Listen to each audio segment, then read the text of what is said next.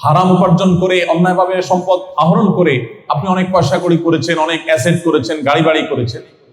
এগুলো দূর থেকে মানুষ দেখে আপনাকে মনে করবে আপনি অনেক সুখে আছেন, বাট আপনি জানেন যে আপনি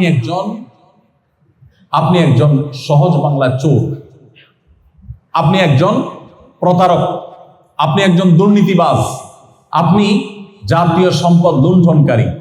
এটা আপনি নিজেকে নিজে জানেন।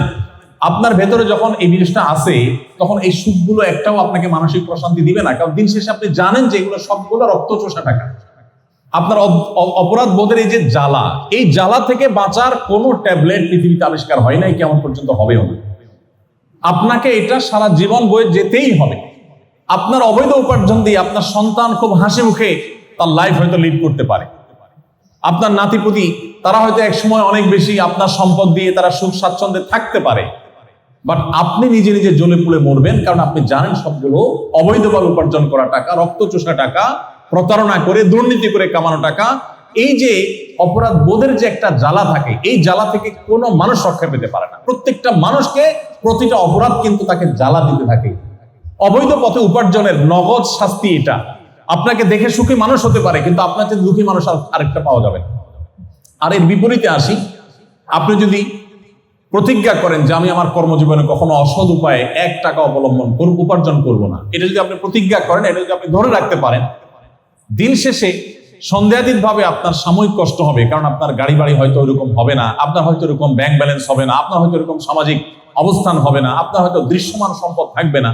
এর কারণে আপনার হয়তো সাময়িক কষ্ট অনুভব হতে পারে, কিন্তু নিশ্চিত করে বলা যায়, এবং আমরা কেউই হয়তো দ্বিমত করব না, যে আপনার সততার সাথে পার করা জীবনের অর্জন যদি কম হয়, আপনি একটা কুড়ে ঘরে আছেন, একটা কোন রকম তৈরি করা একটা বাড়িতে আছেন, কোন রকম একটা গাড়িতে চলেন, বা আপনার প্রাইভেট গাড়িও নেই, এই যে জীবনটা, এই জীবনটার মধ্যে আপনার একটা প্রশান্তি থাকবে। আপনি জানেন আপনি কোনো অবৈধ উপার্জন করেননি, আপনার প্রতিটি পয়সা টনটন করে বাঁচবে, আপনার বাড়ি, আপনার আবাসন, আপনার সবকিছু সম্পূর্ণ হালাল টাকায়। এই যে একটা উপলব্ধি, এটা আপনাকে মানসিকভাবে এতটাই প্রশান্ত করবে যেটা আপনি কল্পনা করতে পারেন। সম্মানিত উপস্থিতি, আমি বহু হারাম টাকায় সম্পদশালী হওয়া মানুষের সাক্ষাৎকার নিয়েছি, তাদের একান্ত আলাপ শুনেছি। তাদের কথাগুলো শুনে আমার কাছে এটাই মনে হয়েছে যে হারাম উপার্জন করে মানুষ কখনোই মানসিক প্রশান্তি অর্জন করতে পারে না। বাহ্যিকভাবে মনে হতে পারে সে অনেক সুখী, সে আসলে সুখী হওয়ার কোনো ওয়ে নাই। আর কোরআনে কারিমের একটি আয়াত আছে যেটি আমাদের জন্য গুরুত্বপূর্ণ। কেন গুরুত্বপূর্ণ? আয়াতটা আমি পরে বলছি। গুরুত্বপূর্ণ এই জন্য যে আমাদের দেশের মানুষের মধ্যে একটা ধারণা, মুসলমানদের মধ্যে একটা ধারণা তৈরি হয়ে গেছে যে টাকা হইলে বাঘের কল্লাও পাওয়া যায়।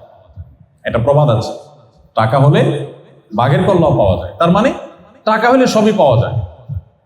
অতএব আমার প্রথম প্রায়োরিটি হলো টাকা কামাই করা, বৈধ অবৈধ দেখা দেখি দরকার নেই, টাকা আসুক। টাকা এসে গেলে যেহেতু বাঘের কল্লাও পাওয়া যাবে, অতএব টাকা দিয়ে আল্লাহরও পাওয়া যাবে। এটা হলো আমাদের ধারণা, যার কারণে দেখবেন মানুষ যৌবন বয়সে ইসলামের ধারে কাছে যেতে চায় না। অনেকে আছেন ইয়াং বয়সে টাকা হয়ে গেছে, হজ করার মতো টাকা আছে তার কাছে, অ্যাবিলিটি আছে। যদি বলা হয় ভাই হজ করতে যান, তো বলে এত আগে হজ করে ফেলবো, কারণ তিনি মনে করেন যে এত তাড়াতাড়ি হজ করে ফেললে তো আমি বিভিন্ন অপকর্ম করতে পারবো না। এই জন্য হজটাকে রেখে দেন যে আমি বৃদ্ধ বয়সে হজ করব, তাহলে এর মধ্যে যা দরকার সব করে নিব, শেষ বয়সে একটা হজ করে ওমরা করে দাড়ি রেখে টুপি রেখে জুব্বা জামা লাগায়া মসজিদে গিয়ে বসে তসবিহ হাতে নিয়ে তবলিগে যে বিভিন্ন ভাবে আমি দিনদার হয়ে যাব, আর আমার প্রিভিয়াস লাইফ যেটা, এটা টোটালি দাঁড়িয়ে থাকবে হারামের উপর। আমরা অনেকে ইসলামটাকে ঠিক এইভাবে পালন করার চেষ্টা করি, অথচ বাস্তবতা হলো যে আমার পেছনের ইতিহাস, অতীত মানুষ না জানতে পারে, আল্লাহ তাআলার কাছে রেকর্ড আছে, আর বান্দা হক আল্লাহ তাআলা মাফ করবেন না। এই জন্য আমি এখন সম্পদ কামাই করে নিই, একটা সময় আমি ফেরেশতা হয়ে যাব, এটা একেবারেই একটি ভুল জায়গা এবং ভুল চিন্তা।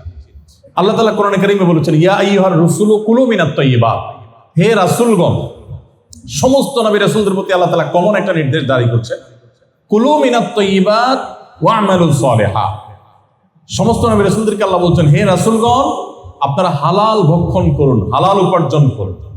এরপরে বলেছেন ওয়া'মালু সালিহা, এবং নেক আমল করুন। তাহলে ভালো কাজ আগে না হালাল উপার্জন আগে? হালাল উপার্জন আগে। আর আমরা আমাদের দেশে যেটা দেখি সেটা হলো মানুষ আগে হারাম কামাই করে নেয়, এরপর বুড়ো বয়সে এসে, বৃদ্ধ বয়সে এসে তিনি হালাল উপার্জন করে বা আপনার ইবাদত বন্দেগী করে ভালো কাজ করার চেষ্টা করে। তো এটাও আমাদের ভুলের জায়গা। এই জন্য আমি আপনাদের প্রতি বিনীতভাবে অনুরোধ করতে চাই, আপনারা সৎ পথে চলবেন সারা জীবন, এবং এই সংকল্প আপনারা এখন থেকে করে ফেলুন। এটাতে আপনারা সাময়িকভাবে মনে হবে পিছিয়ে আছেন, অনেকের সাথে প্রতিযোগিতা আপনি তার সাথে তাল মেলাতে পারেন নাই, তার পর্যায়ে থাকতে পারেন না, কিন্তু প্রকৃত অর্থে মানসিক প্রশান্তি আপনি অনুভব করবেন। আর অবৈধ সম্পদে পাহাড় গড়ে আপনি মানসিক প্রশান্তি কখনোই অনুভব